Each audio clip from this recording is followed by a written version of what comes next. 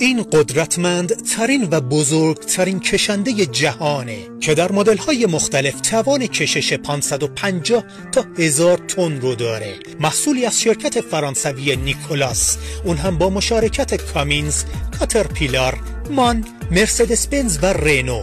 D75 همچنین مجهز به یک موتور دیزل 12 سیلندر 27 لیتری و گیربکس آلیسون اتوماتیک 6 سرعته است. این هیولا 900 اسب بخار قدرت داره که قادر 4000 نیوتن متر گشتاور رو تنها در 1400 دور در دقیقه تولید کنه.